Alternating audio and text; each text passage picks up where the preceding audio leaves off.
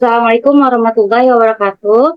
Selamat malam teman-teman. Terima kasih udah mau join di Zoom ini buat ngebantu tugas aku, tugas psikoedukasi.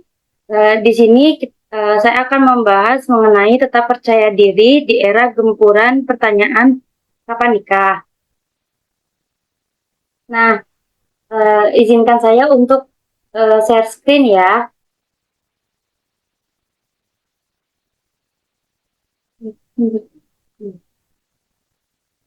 Pada poin ini, kita akan membahas mengenai mengenali diri sendiri. Nah, mengenali diri sendiri ini pentingnya dan menyadari siapa diri kita yang sebenarnya, bukan siapa yang kita inginkan. Jadi, poin ini tuh bisa menjadi pembeda antara citra diri yang sebenarnya yang realistis atau dan pembeda dengan citra diri yang ideal atau yang kita inginkan. Nah, dengan cara yang pertama memahami kelebihan dan kekurangan diri, pastinya setiap orang kan memiliki sisi negatif atau sisi positifnya sendiri dan memiliki sisi uniknya sendiri. Nah, caranya membuat daftar kelebihan dan kekurangan yang bisa ditulis di kertas biar kita tuh bisa tahu apa kelebihan kita dan apa kekurangan kita. Contohnya dari segi keterampilan. Jadi misalnya kalau dari segi keterampilan itu orang itu pandai berkomunikasi, jago mendesain gitu. Nah, bisa juga dari kategori sifat itu seperti positif, ramah pada orang lain, murah senyum, disiplin, dan pantang menyerah. Nah, selanjutnya ada menuliskan pencapaian yang pernah diraih. Jadi misalnya kita pernah meraih kejuaraan lomba dan membuat serta menyelesaikan proyek besar.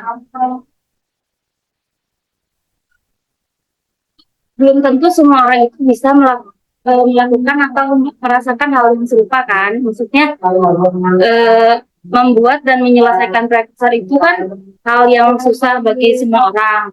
Belum tentu semua orang itu bisa melakukannya.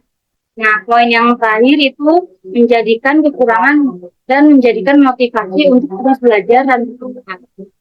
Jadi, ketika kita fokus dengan kelebihan yang kita punya, itu bisa menaikkan rasa kepercayaan diri dan mengurangi rasa insecure. Nah, yang poin kedua itu mengidentifikasi pola pikir. Pola pikir merupakan kebiasaan berpikir yang sudah terbentuk dalam diri seseorang. Hal ini tuh bisa mempengaruhi cara melihat ke diri sendiri dan pola dan cara melihat diri orang lain. Pola pikir yang negatif itu akan menghambat kepercayaan diri, motivasi, dan kebahagiaan. Jadi seringkali ada muncul pertanyaan kayak apakah kamu sering berpikiran negatif? Nah, kalau misalnya iya, jadi itu tuh bisa ditanamkan jika iya,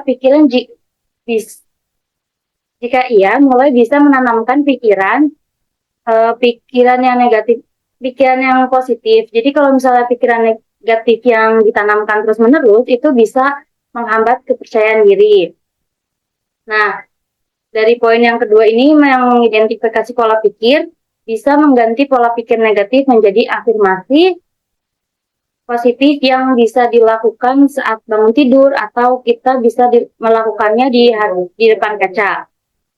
Nah, poin yang ketiga ini menerima diri apa adanya. Jadi kalau kita sudah mengakui dan menghargai diri sendiri tanpa berusaha diri kita menjadi orang lain.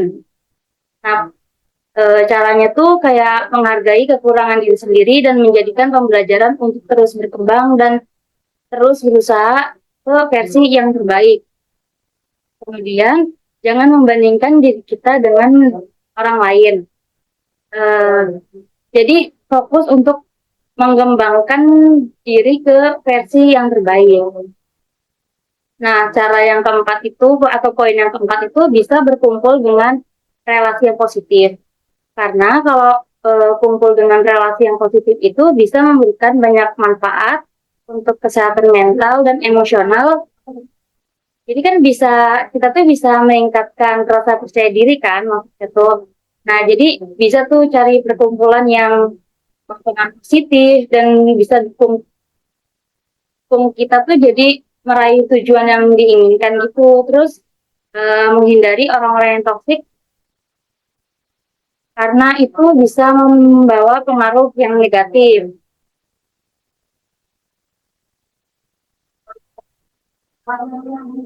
Nah, kemudian kita akan mengenal metode problem focus coping.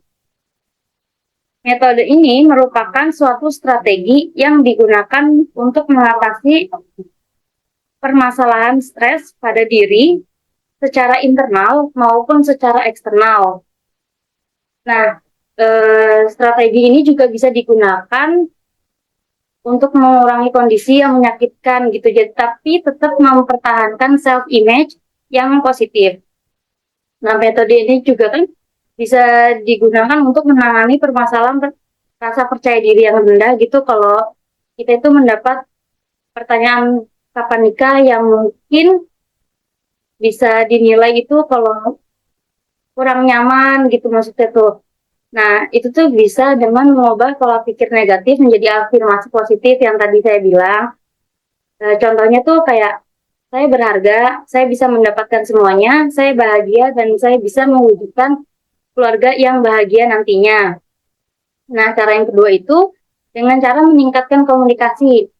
Tetapkan batasan, menjelaskan dengan sopan jika tidak nyaman dengan pertanyaan tersebut. Bisa juga dengan arahkan pembicaraan ke topik yang baru. Jadi misalnya kalian bisa bilang ke lawan bicaranya, mohon maaf, saya tidak nyaman dengan pembicaraan ini. Bisa tidak? Misalnya kita berbicara dengan topik yang lain. Misalnya kalian sedang belajar memasak. Nah, kalian bisa mengajarkan atau memberikan resep baru kepada teman kalian gitu. Karena biar menghindari pembahasan yang tadi, yang kapan nikah tadi. Nah, terus cara yang terakhir tuh bisa, tapi menghindari jawaban yang defensif kayak kan kalau misalnya jawaban defensif itu kan bisa membuat terlihat insecure ya, seperti jawaban yang sering dilontarkan tanpa kita sadar misalnya, iya nih gue belum nikah gara-gara gue belum ada yang mau, soalnya gue jelek banget di antara cewek-cewek lain, misalkan kayak gitu. Itu kan jadi meningkatkan rasa insecure diri kita kan, maksudnya kayak bisa juga dipandang negatif sama orang kayak, iya ya dia mah kan emang kayak gitu gitu kan, biar orang itu berpandangan negatif ke kita gitu. Nah, terus caranya tuh menyangkal atau meremehkan masalah, misalnya kayak ah nikahmu gak penting, itu juga kan merupakan jawaban yang defensif gitu. Terus menyerang lawan bicara secara pribadi, misalnya lawan bicaranya itu kan punya anak atau gara-gara nikah muda terus punya anak banyak, terus tapi mungkin dalam pandangan kita tuh dia tuh belum bisa membimbing anaknya dengan benar, jadi bisa kadang tuh yang terlontar dari ucapan kita tuh kadang, ah kamu juga nikah percuma nggak bisa ngurus anak kan kayak gitu kan, jadi kayak itu juga merupakan jawaban defensif gitu. Terus apa enggak kamu iri kan sama aku belum nikah tapi aku udah lebih kaya daripada kamu gitu, jadi itu juga merupakan jawaban yang defensif.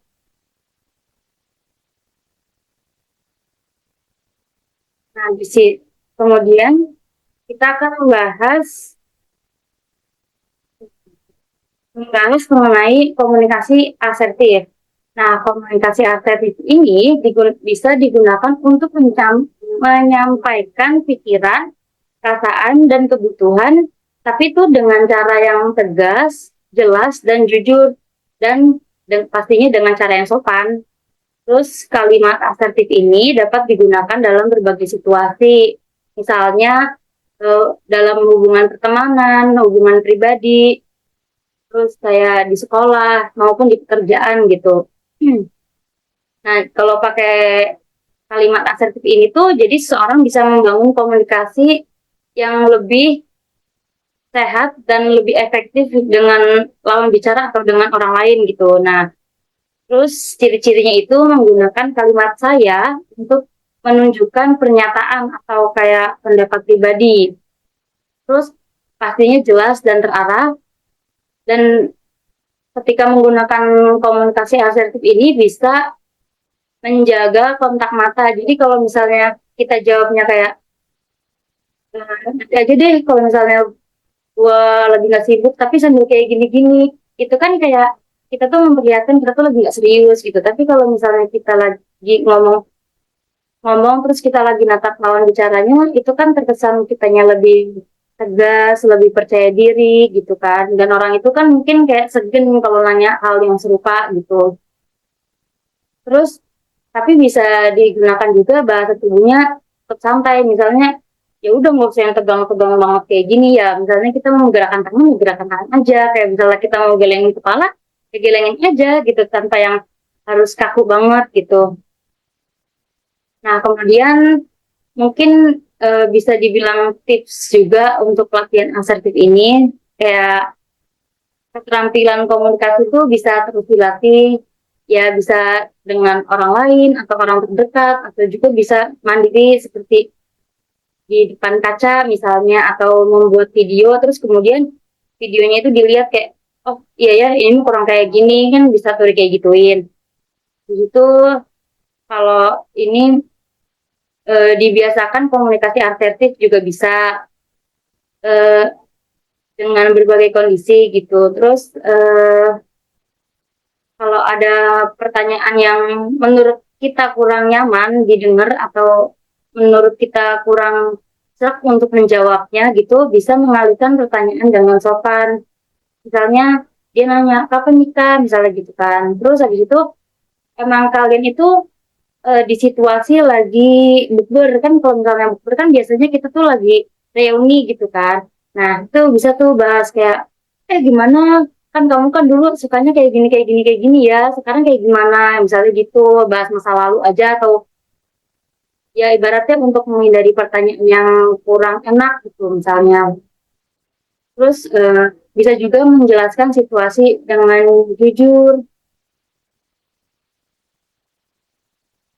jujur, kayak misalnya, iya nih aku belum nikah karena aku lagi uh, ngerintih, lagi lagi sibuk kerja misalnya, buat kayak nantinya tuh pengen bikin keluarga yang bahagia gitu, karena aku udah punya tabungan yang banyak misalnya. Terus habis itu bisa juga kan menjawab dengan candaan, misalnya kayak, iya ya nanti deh kalau hari Minggu, kan biasanya kan kita kayak gitu kan, nanti deh hari Minggu, nanti deh kalau misalnya libur gitu kan, kan bisa tuh dijawab dengan candaan. Nah, menurut kalian nih, apalagi sih misalnya jawaban candaan yang eh, bisa dijawab ketika mendapat pertanyaan kayak gitu? Ayo, silakan kalau ada yang mau bertanya atau mau yang sharing-sharing, boleh. Kak, jadi gimana kalau misalkan kayak ada tante atau keluarga pas lebaran gitu, kayak atau kumpul keluarga, terus dia nanyanya tuh kayak salty gitu, kayak kayak agak nyindir gitu, gimana jadi kapan kamu bisa, terus itu tuh jawabnya gimana ya? Kadang kan kita sebagai anak muda pasti kita maunya jawab kayak ya terserah, atau enggak kayak suka gue suka kita kan, kayak emang gue mau ngurusin pernikahan kita gitu kan. Tapi kan itu sebagai anak muda pengennya jawab yang kayak gitu ya, yang kayak sembrono atau kayak ya bilang terserah gitu. Tapi sebenarnya harusnya tuh yang baik atau yang apa ya, yang sopan lah gitu. Menurut kakak tuh apa sih, kayak gimana gitu tipsnya buat menjawab pertanyaan kapan nikah gitu, terutama buat keluarga ya, dari keluarga. Kalau ini mah menurut pandangan aku sendiri ya, misalnya kayak kalau ada pertanyaan kayak gitu kan tergantung nih, maksudnya tergantung situasi. Ada kalanya untuk menjawabnya serius, ada kalanya menjawabnya dengan ya candaan yang tadi bisa dibilang, bisa mengalihkan pertanyaan, terus bisa menjawab dengan candaan, terus bisa menjelaskan juga situasi yang sebenarnya sedang terjadi gitu kan. Kalau misalnya keluarga kan biasanya kan mereka lebih memiliki umur yang di atas kita ya. Terus biasanya kalau misalnya kita tergantung orangnya juga sih. Maksudnya kalau misalnya kadang ada orang, kalau kita jawab bercanda, iya nanti deh kalau misalnya hari Minggu, ih kepo banget sih. Kadang juga kan ada orang tua yang baper, ibaratnya kayak, "Kok anak gak sopan banget," gitu kan bisa jadi gitu. Itu kan bisa disesuaikan dengan kondisi, mungkin ya kita kan tahu sifat orang tersebut. Tapi kalau misalnya orangnya nggak baperan juga kan bisa eh, mengalihkan pertanyaan yang apa, menjawab pertanyaan dengan candaan juga. Terus kalau apa sih namanya, kalau misalnya orangnya yang mungkin, kalau orang yang udah apa ya, udah berumur banget kan, maksudnya orang yang udah lumayan gitu usianya di atas kita banget gitu, itu kan biasanya modenya serius ya, itu bisa dijelaskan dengan situasinya, misalnya iya soalnya saya belum menemukan jodoh yang tepat misalnya, itu nanti pasti kan ada pertanyaan lagi, emang yang tepat gimana sih, pasti kan gitu kan ya. Nah itu kan nanti ya tergantung jawaban pribadi, misalnya yang tepatnya tuh kayak gimana, misalnya pengennya punya cowok yang tinggi tapi belum dapet, kemarin dapetnya yang ibaratnya yang kurang tinggi terus gitu kan, bisa ya udah bisa jawab yang apa ya, keadaan yang sesungguhnya yang terjadi gitu. Habis eh, udah puas belum, maksudnya udah ngejawab belum sih,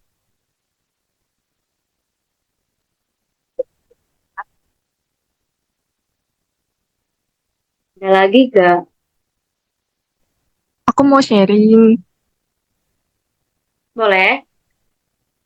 Jadi sebenarnya di usiaku saat ini belum terlalu banyak pertanyaan kapan nikah sih. Tapi pekan lalu tiba-tiba ada ibu-ibu nggak dikenal nanya umur berapa, udah punya suami belum, langsung nanya begitu.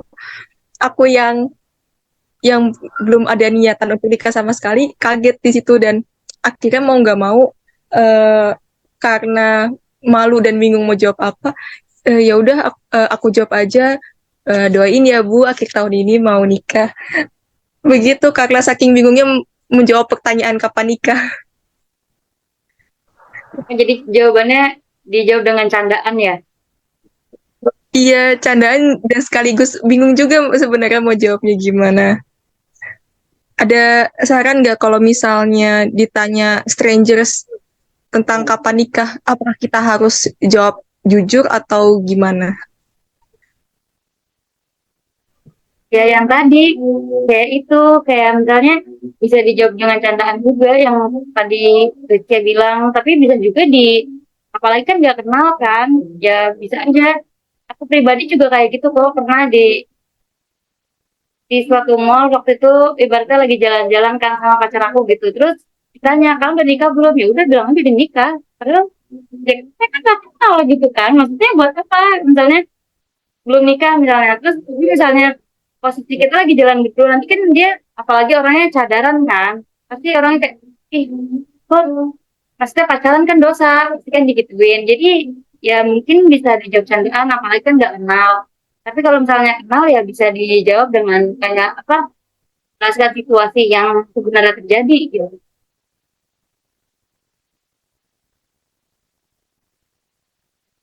Ya Iya, kayak gitu. makasih Kak Salsa. Oh, tanya dong. Iya, sorry, baru join, baru beres nyampe rumah. Tapi masih nyimak kok Oh tadi iya. di. Mau tanya dong, gini. Kita kalau di saya kan umurnya kebetulan sudah 26 ya, terus. Umur udah 26, pasangan ada, alhamdulillah. Cuma memang Allah belum mengizinkan buat disegerakan gitu ya. Mau tanya dong, gimana sih cara kita buat kita tuh nggak jadi kepikiran dengan omongan orang ya kan, kadang omongan orang tuh nggak ini loh, nggak bisa kita kontrol kan, orang tuh bisa enaknya kayak kasus yang baru-baru ini deh, ada kasus podcast ya, kalau misalnya ada yang tahu ya, ada podcast salah satu musisi terkenal senior, itu podcast salah satu mantan idol ya. Itu ada pertanyaannya yang menurut saya cukup pukulan telak buat seorang wanita di umur 26, apalagi itu seumuran sama saya gitu ya. Ditanyain, kamu emang nggak pengen nikah? Kalau saya pengen, pasti semua wanita pengen lah ya. Cuma kan kita baik lagi. Mungkin dari segi waktunya, dari segi keuangannya, dari segi apa yang itu bisa pasti kita pikirin lagi. Kemudian ada lagi omongan, emangnya kamu nggak pacaran? Emangnya kamu yang paling fatal menurut saya adalah emangnya kamu nggak suka laki-laki? Menurut saya itu betul-betul menjatuhkan harga diri kita ya. Padahal di situ jatuhnya dia diundang. Ya. Nggak sedikit juga di lingkungan kita yang menganggap ya, saya sorry ya buat orang-orang yang misalnya umurnya yang mungkin jauh di atas kita ya orang tua kita. Umur 25 itu dijadikan patokan kalau itu tua untuk wanita belum menikah. Padahal di zaman sekarang ini memang katanya angka pernikahan itu kan semakin turun ya. Dari 2012 kalau nggak salah semakin turun. Nyatanya memang seperti itu karena apa? Karena kita punya ketakutannya sendiri. Kita lihat di media sosial ya. Banyak kasus KDRT dari dirinya kita punya mungkin punya permasalahan sendiri, masih ada keyakinannya sendiri. Yang saya tanyakan itu dari versinya Mbak Salsa, ini bagaimana menurut Anda ya menyikapi orang-orang yang seperti itu? Kitanya harus menata hati diri kita biar nggak insecure lah dikatain lu perawan tua banget sih umur segini belum nikah. Padahal lakinya ada, lu mau mau pacaran ini mau pacaran nyicil rumah emangnya nyicil mobil udah lunas gitu. Gitu menurut Mbak Salsa gimana? Versinya Mbak Salsa solusinya bagaimana? Kita menghadapi orang-orang seperti itu yang kadang-kadang sakit hati, iya sakit hati banget diomongin gitu kan. Cuma kan balik lagi kita nggak bisa ngontrol omong gitu. Buat kitanya lebih gimana cara kitanya lebih mikir kalau kita tuh nggak seburuk-buruk itu juga lah buat itu gitu ya masalah saya. Ini sharing aja sih pengalaman pribadi soal.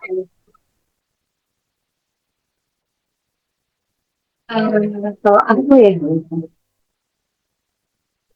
kalau aku sih waktu itu pernah nanya ke salah satu psikolog juga, maksudnya aku juga pernah kok ngalamin kayak gitu, kayak udah punya pacar kok, pacarnya ibaratnya bisa dibilang lumayan ke finansialnya, terus kayak apa ya, bisa ya kalau misalnya nikah sekarang juga bisa gitu. Sampai akhirnya kan emang pernah di titik kayak stres banget, sebenarnya pernah nyampe konsultasi ke psikolog pun pernah.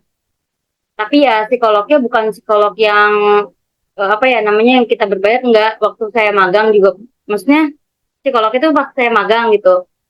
Nah, dia itu menyarankan kayak kalau emang ketemu sama orang yang kayak gitu, misalnya kita ketemu orang itu lagi dan pertanyaannya itu lagi, bisa kok dihindarkan.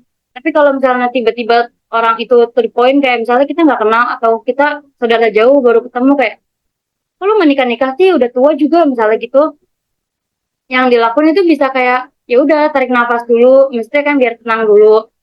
Terus kayak misalnya eh, apa yang namanya ya, kan kepercayaan diri orang kan beda. Misalnya yang aku lakuin tuh aku bakal nanya balik ke dianya, kayak misalnya emang nikah di pandangan kamu tuh kayak gimana, maksudnya buat nyari apa gitu, maksudnya gimana ya, gimana sih maksudnya ya kayak Iya gitulah. paham, Terus kayak apa iya paham paham. ya, maksudnya kayak gitu. Terus kalau misalnya orang yang ngomong iya waktu saya kan eh, saya juga waktu itu lulus sekolah langsung nikah gitu kan, biasanya orang dulu-dulu kan biasanya kan lulus sekolah langsung nikah, entah dijodohin apa emang udah pengen nikah aja gitu kan. Nah, kalau kalau secara umum tuh bisa kok, kayak misalnya orang biasanya kalau dari sekolah langsung nikah tuh pikirannya kan kerja langsung kayak ya udahlah gue mau ngapain lagi, gue ya udahlah nikah aja, biasanya kayak gitu. Tapi beda halnya kalau cewek itu kuliah kan pasti mikirnya kalau gue kuliah gue harus ibaratnya kata kasarnya ibaratnya kan harus balik modal, mau kerja dulu, habis kerja buat netapin mental dulu kan. Kalau keluarga kan pasti nyatuin dua kepala jadi satu kan, itu rintangan tantangannya kan banyak banget. Jadi yang dipersiapin tuh lebih banyak dibanding orang yang baru lulus langsung nikah tuh kayak ya udah gue pengen nikah Kalau biar ada boleh yang tahu ngurusin segi gue nggak apa-apa. Saya udah siap dulu, udah siap. Nah, kayak gitu ya. Gimana ya caranya ya, maksudnya ya udah sih kayak tinggalin aja gitu. Kalau biar percaya diri ya kalau aku pribadi tuh nanemin ke diri aku sendiri kayak ya udah kalau misalnya dia kan ya ini mah bukan menghina ya, maksudnya kayak kan lu lulusan SMA nih, sedangkan gue kan lulusan, ya mohon maaf ini mah ya agak salah juga sih. Ya lu kan lulusan, kan gue lulusannya lumayan gitu maksudnya. Jadi mungkin cara didik kita nanti ke anak kita tuh berbeda, walaupun ya kita sama-sama perempuan, sama-sama wanita karir, tapi untuk pandangan ke depannya untuk mendidik anak dan mentaati suami tuh beda gitu. Maksudnya apa ya? Gitu deh. Gitu Iya, Tegina, iya, nggak iya. tahu lagi aku Itu lanjutannya. lebih ke pola pikir ya, pola pikir masing-masing yang kita harus memanage perasaan dan hati yang memang ya nggak bisa disalahkan juga sih orangnya ya buat nanya kayak gitu. Mungkin buat orang yang lebih tua itu ngomong kayak gitu mungkin buat mereka itu hal yang wajar, tapi kan kadang ya nggak munafik juga kalau mood kita lagi nggak baik, lagi sensitif ya. Pertanyaan kayak gitu kan hal yang apaan sih, kenapa emak gue aja nggak nanyain kapan nikah gitu, apa gue aja nggak nanyain kapan nikah, kenapa dia yang orang lain begitu gitu kan. Ya ya Pak, terima kasih Mbak Salsa untuk jawabannya. Bagaimana berarti ketika kita memang sukamnya ya. Bagaimana menurutnya ketika kita memang sedang enjoy dengan hidup kita, tapi orang lain langsung menghujat, kamu orangnya pilih-pilih, sedangkan kamu ditanggapi faktornya memang harus pilih-pilih ya bukan? Karena menikah itu harapan semua orang hanya satu kali seumur hidup, dan menikah bukan hanya sehari dua hari, tapi seumur hidup. Bagaimana kamu?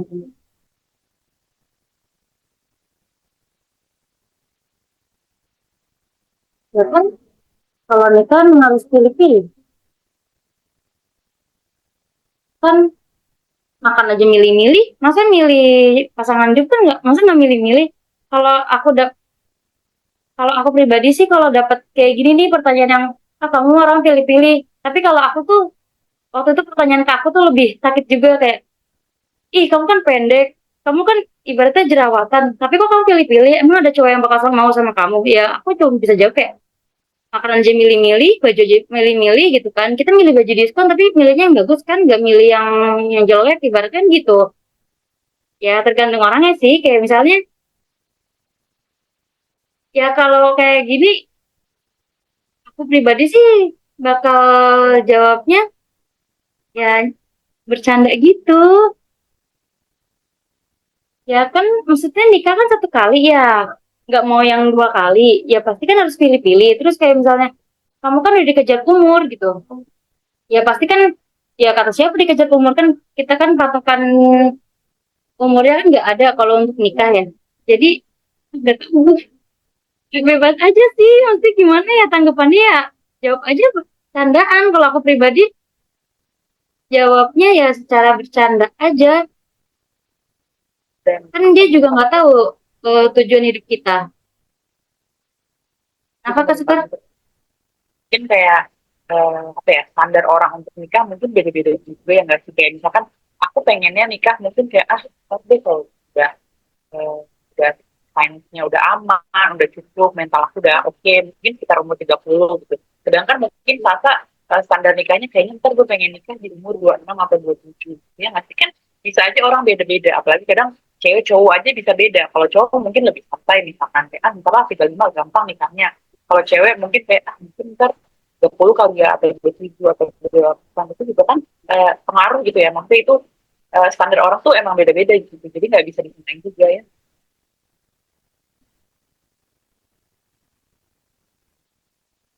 Terima kasih Kak Sekar.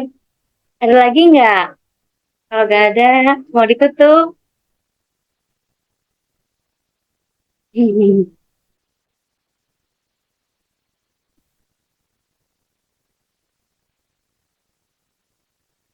Ya, Bentar ini ada nggak ada satu lagi, pertanyaan apa? ada bentar lagi mikir satu lagi. Tadi masih dicatetin ada dua dua pertanyaan sebenarnya, bentar lupa lagi, pikir dulu ya. Sabar ya Mbak, Boleh, boleh. sebentar ya.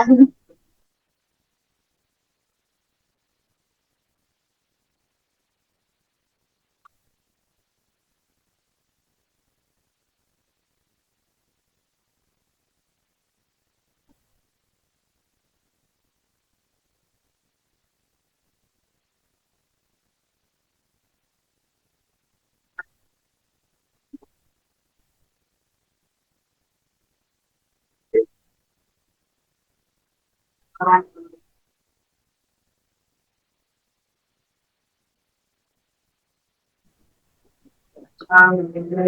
ya, buat Mbak Salsa di pertanyaan selanjutnya ya. Terakhir ya. Menurut Mbak Salsa, kita kan gitu ya. Saya kan nikahnya ibaratnya bukan yang termasuk cepat, maksudnya lah. Menurut Mbak Salsa, buat saya nih biar punya value dilihat sama orang-orang ya, walaupun ya nikahnya lama tapi kan kita harus punya value-nya nih, kira-kira saya harus bagaimana solusinya ya, apakah dengan cara apa gitu ya, terlepas dari omongan orang yang macam-macam ya dikiranya ya, itu kira-kira untuk menambah value ini kita harus bagaimana solusinya.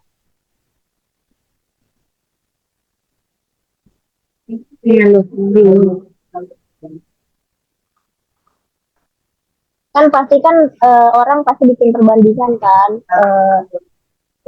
yang baru nikah, yang baru lulus langsung nikah aja bisa, masa kamu nggak bisa, kamu kan mau ngejar apa, misal gitu ya, misal kamu kan udah mau lulus, kamu mau ngapain lagi, mau nikah apa, itu kan yang simpel tapi jadi gimana caranya supaya saya punya value, jadi saya bisa jawab, oh iya saya kan begini, saya kan begitu gitu, saya kan mau ngejar ini, saya mau ngejar itu.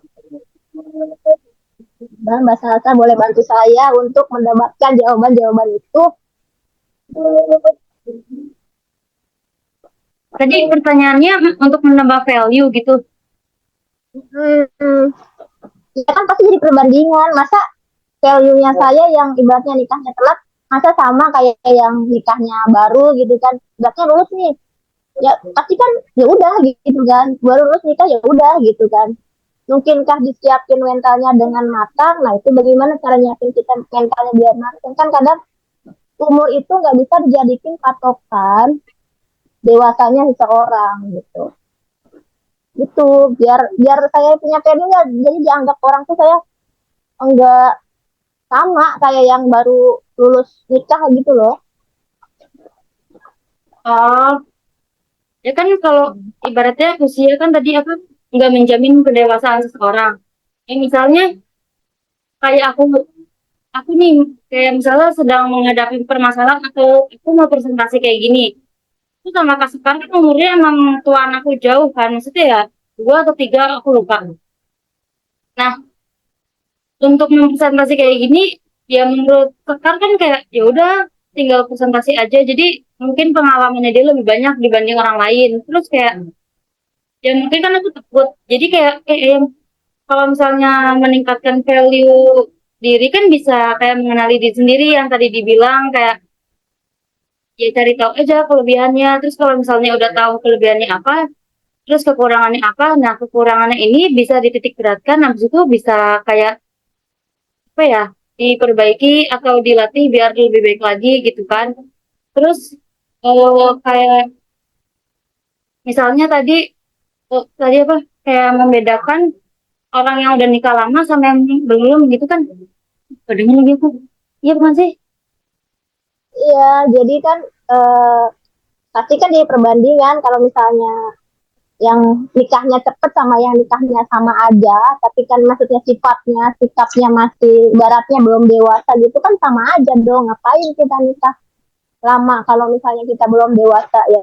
Tapi kan balik lagi, dewasa itu kan nggak bisa dilihat dari umur, tapi bisa berdasarkan pengalaman hidup, pelajaran hidup, terus banyaknya kita ketemu sama orang gitu kan, relasi kita ketemu sama orang, ngobrol sama orang gitu. Ya kayak gitu. Aku bingung jawabannya apa. Gak tahu kayak Baik, gini apa gitu aja jawabannya. Mbak Salsa. Aku tuh nggak dengar suaranya di depan rumahku lagi pengajian. Itu teh Ah, yang mana? Yang mana? Yang mana? hah? Yang mana? Info hilang. Yang mana? Ya, yang mana yang nggak Jawabannya jelas itu yang mana? Iya. Ya sebenarnya maksudnya kayak balapan sama pengajian. Ya dah, kan Hmm. kalau misalnya yang tadi misalnya abis lulus langsung nikah, ya mungkin kan menurut pengalaman aku ya, maksudnya apa ya, bukan observasi, kebiasaan orang di Kayak sini pengalaman kayak hidup misalnya kita. baru baru lulus terus nikah, kan mereka ibaratnya kan baru pacaran nih, kayak nama juga baru lulus SMA terus mereka baru punya pacar, kan maksudnya masih puber-pubernya, kayak lu gue cinta sama lu punya gue doang gitu kan, jadi kayak dunia itu ya milik mereka berdua. Jadi waktu mereka punya anak ya mungkin kan fase bergantinya kan kaget kan. Beda halnya dengan kayak misalnya orang yang lulus kerja dulu atau lulus kuliah dulu, itu kan dari apa ya, rentang waktunya kan lebih lama, rentang waktu hidup bukan hidup, bukan jomblo, maksudnya Ya singlenya hidup, kan lebih hidup lama. kan Jadi gitu.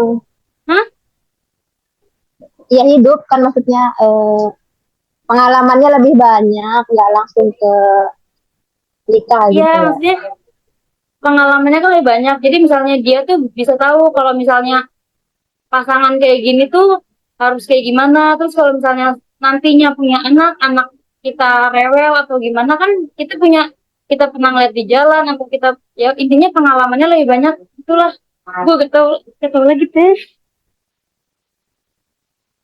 Oke, baik. Terima kasih Mbak Salsa untuk jawabannya. Udah kan ya.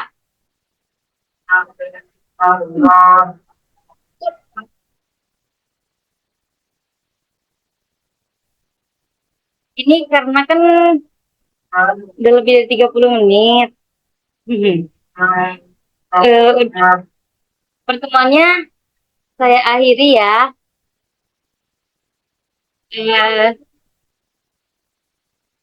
Eh, apa ya namanya, ibaratnya kurang lebihnya mohon dimaafkan ya, pasti banyak kurangnya karena emang belum mahir banget di bidang ini dan emang baru pertama kali ada tugas individu yang harus kayak gini gitu, maksudnya yang memberikan edukasi itu. eh, saya ucapkan banyak terima kasih untuk yang sudah menyempatkan waktunya untuk join dan membantu saya untuk menyelesaikan tugas psikoedukasi ini.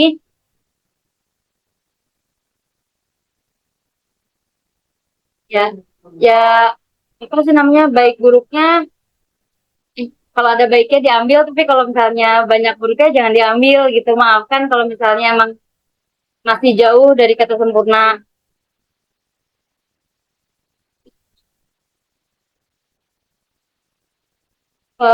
Apa ya namanya, boleh on cam sebentar gak buat aku screenshot.